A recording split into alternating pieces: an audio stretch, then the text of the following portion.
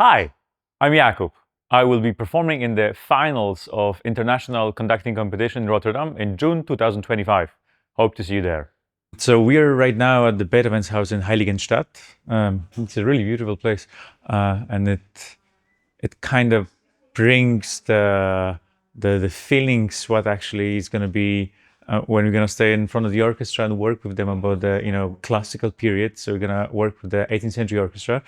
So it's a fantastic program. I'm really looking forward, especially to performing with people who really know what they're doing, and to people what we can also learn from, which is terrific thing, and we can explore with them. And I think that's the biggest fun that we can explore all of the stuff that been a bit square, and you've been learned that you need to do it like this or like that, and then you see the possibilities are endless, especially with group of people that are enormously amazing.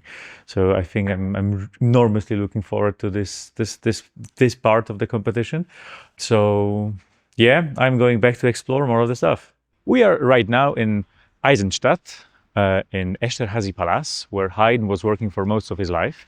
We are here because we're going to meet a fantastic orchestra with whom we're going to work on Haydn Symphony. In my program, I have the fourth movement, the finale of the 48th Symphony by Haydn, which is also called Maria Theresia. The fun fact about this piece and about how was Haydn working, in the court orchestra, they actually had many horn players. I think the position had 18 of them, but they didn't have any trumpet player. So Haydn, to make sound in C major fanfare-like, he asked the two horn players to play octave higher. It is a fantastic celebration and fanfare-like character, and I hope you can celebrate with us.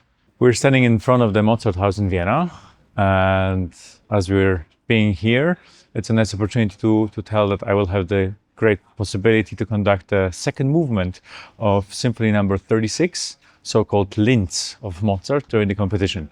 There's a very interesting story, as Mozart with his wife was coming back from Salzburg to Vienna and had a stop in Linz, and actually wrote this symphony within about 4 days, which is actually very interesting how you can write such an amazing and genius piece in such a short amount of time. Second movement is Andante. It has a Siciliano rhythm, which is a dotted rhythm, which gives a beautiful amount of grace while still moving and walking, which is a fantastic piece. And I'm very much looking forward to perform it. Thank you. We are in the rehearsal room of Klangforum Wien. And this part of the competition is going to focus on two modern pieces. So in my program, I have a piece by Karl-Heinz Stockhausen, Kontrapunkte, as well as there is going to be a commissioned piece by Mathilde Vantenaar, which we still don't know what's going to happen. Actually, we still haven't seen the score. We are very much looking forward to it. But I can tell you a tiny bit about Stockhausen's piece Kontrapunkte. It's a very interesting piece. It's written in a technique called serialism, where pitch, dynamic, rhythm, and timbre are put into very strict rules, and the piece's name especially is suggesting already what it's going to be about. It's about something contrasts. So the Kontrapunkte, the piece starts with all instruments. It's written for 10 instruments, all 10 instruments starting at the same time and showing all the possibilities of instruments, where towards the end it all blends into one piano solo, which is very difficult. It's absolutely amazing piece and also very important for Stockhausen's serialism period. And I hope you're going to enjoy it, because I am already. We are right now in a place where the big scene for the Proms concert is going to be built. We are allowed to choose our own program, which is a great fun, because you need to go through all of the scores, all of the ideas that you have, and fit it for the chamber orchestra and see if it's actually fitting for the whole Proms concert. I chose 3 pieces. The first piece I chose was from Aram Khachaturian, which is a mazurka from the Masquerade Suite. As a young boy, I remember my dad have tons of CDs, and I still remember that particular CDs of Khachaturian's ballet music, which my dad loved to listen, and since I was young, I would really constantly listen to.